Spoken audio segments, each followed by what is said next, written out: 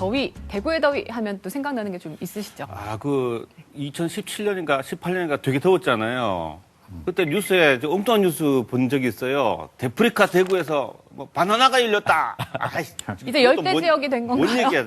그 사실이에요? 네, 그때 당시에 그건 사실은 바나나는 아니고요. 이 바나나와 좀 비슷한 이 파초라고 하는 이 작물이었는데 이 식용은 불가능해서 이 관상용 작물입니다. 다만 대구의 더위가 아열대 기후를 상정하고 농업을 좀 준비해야 된다라고 하는 차원에서 2019년에 이 달성군 농업기술센터에서 온실 재배긴 하지만 이 바나나 재배를 했는데 바로 성공을 했습니다. 그리고 나서 2021년에 팔공산 자락의 마을에서 이 온실 바나나 재배를 실제 하기 시작했습니다. 그리고 이 상품을 판매를 또 시작을 하고 있거든요. 그러니까 언제든 도입될 준비가 되어 있다. 대도시에서 준비하는 곳은 대구가 처음이었던 거죠. 그만큼 대구가 또 덥다라는 얘기. 이게 좋아해야 될 일일까요? 우리가 이제 바나나에 도시. 네, 좀 슬프죠. 왜 그러냐면 제주도에서 언젠가부터 망고 같은 게 자연스럽게 나오고 아열대 기후로 이제 들어온 거죠. 학교 책에 보면 캐펜의 기후 뭐 이런 게 많이 나오거든요. 그건 보면 인위적으로 아까 그 망고나 이런 걸 옮겨 심었다 얘기하는데 그게 아니고 아열대 기후에 잘 자라는 수목이 자연적으로 이렇게 많이 나타나면 아열대 기후, 온대, 참나무, 소나무가 많으면 온대기후 이렇게 구분을 하거든요. 네. 그렇게 하면 아직 우리나라는 온대기후다 이렇게 볼 수가 있는데 우리나라 기상청에서 공식적으로 잘 이용하는 기후구분법으로 트레와다법이라는 게 있거든요. 월 평균 기온이 10도 이상인 달이 8개월 이상이 나타나고 그리고 가장 추운 달에 월 평균 온도가 18도 이하이면 아열대 기후다 이렇게 얘기를 합니다. 4월부터 11월 달까지는 이 기준을 충분히 만족하거든요.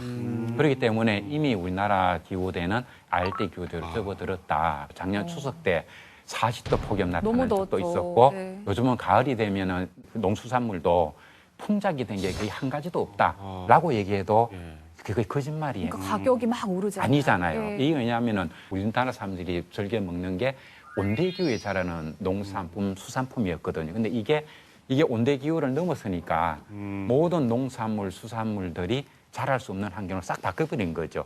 과거에서 90년대 이후부터 지금까지 우리가 온도가 높아진다는 데서 느끼는 충격보다는 이제 기후 위기의 충격은 지금부터다. 뭐 대구에 사과 안 나면 바나나 먹지 뭐 이런 거 있잖아요. 또 이렇게 생각하시는 분이 많은데 이게 사실 굉장히 걱정을 해야 되는 변화인 거잖아요, 지금.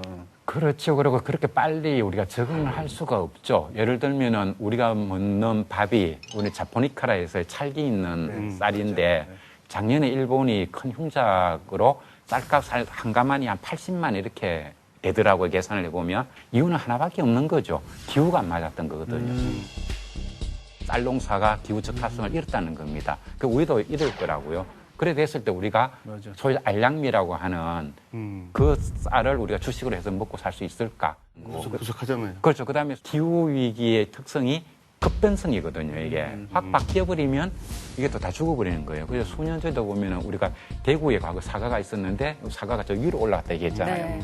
몇 년 지나고 나니까 한파가 오니까 다 얼어 죽는 이런 일이 또 벌어지거든요. 그래서 우리가 생각만큼 그렇게 쉽게 적응하기가 어렵다. 그 기후 변화라는 게 엄청난 더위만을 뜻하는 것도 아니잖아요. 겨울에 또 지나치게 춥거나 막 비가 너무 많이 오거나 그런 것도 다 포함된 기상 이변이 이 지구 온난화와 다 연결되어 있는 현상인 거죠. 그렇죠. 그래서 글로벌 워밍, 지구 온난화라는 용어, 다음에 클라이메이트 체인지 하는 거, 변화 이런 용어를 쓰지 말자고 얘기하는 게 워밍 그러면 따뜻하고 네, 맞아요. 체인지 하면 우리 개혁, 바꾸자 이렇게 나오지 않습니까? 그러니까 괜히 이게 조금 좋은 면이 있는 것 같은 거는 오해를 줄 수가 있다.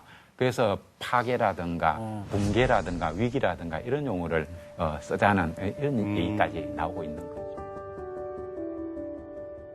대구는 워낙 또 더위의 경험이 많잖아요. 이겨낸 경험도 있고 이런 것들을 좀 잘 챙겨본다면 우리 모두의 좀 안전을 또 보편적으로 지킬 수 있는 또 경험치, 노하우가 되지 않을까 저는 좀 그런 생각 들었는데 어떠셨어요? 대구의 더위. 우리가 이것을 약간 유머로서만 이용을 한 게 아니라 조금씩 노력해 왔다. 이 더위를 슬기롭게 마주하기 위해 가지고 노력해 왔고 정책적으로도 아직 미흡하지만 한 30년 전과 비교를 해보면 굉장히 많은 이제 반영이 되어 되고 있다라는 거죠. 그 대구 더위가 참 이렇게 뼈대 깊다 그래가지고 그게 운명이라면 사랑하자 이런 생각도 좀 해보려고 했는데 덧부심 하다가 오늘 얘기를 듣고 좀 생각을 진짜 바꾸게 되었습니다. 이게 자랑스러워하기보다 이걸 막으려고 하는 노력이라도 조금 이제부터는 좀 더 해야 되지 않을까. 더위가 더 계층과 계급에 따라서 사람들한테 다가오는구나. 우리 뭐 일제강점기 때도 보면 수영장을 이용하는 계층은 누구였을까? 그리고 에어컨을 틀 수 있는 사람들은 누구였을까? 폭염에도 일하는 사람은 누구였을까?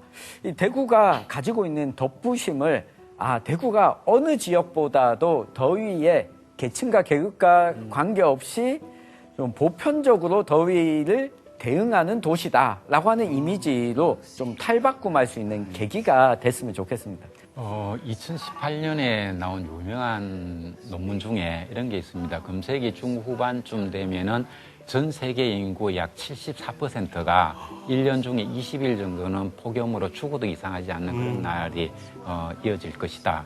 생각은 전 지구적으로 하고 행동은 지역적으로 하자 뭐 이런 얘기가 문구로 이렇게 많이 떠도는데 그래서 지금 우리가 어떻게 해야 되지 하면은 가장 기본으로 돌아가는 수밖에 없어요. 온실가스를 어떻게 줄일 것인가. 그리고 이걸 완화 대책이라 하잖아요. 약간 이 통증을 좀 줄이는 정도에 불과하거든요. 그래서 그런 세상에서 우리는 그가 살아남을 수 있는 방안을 찾고 그렇게 사회를 바꾸어 가야 되겠죠. 그걸 이제 사회 안전망 구축이라고 이야기를 하는데 이런 곳에도 끊임없이 우리가 좀 투자를 모든 시민들이 받아들이기 시작해야 된다고 생각합니다. 오늘 대구의 더위를 주제로 다양한 역사 이야기부터 또 2100년을 앞두고 있는 또 미래의 이야기까지 다뤄봤습니다. 올해 대구의 더위를 느끼면서는 조금 더 깊은 생각들을 하게 될 것 같네요. 대구 시민과 함께하는 인문학 토크쇼 시민의 품격 다음 주에도 돌아오겠습니다. 오늘은 여기까지입니다.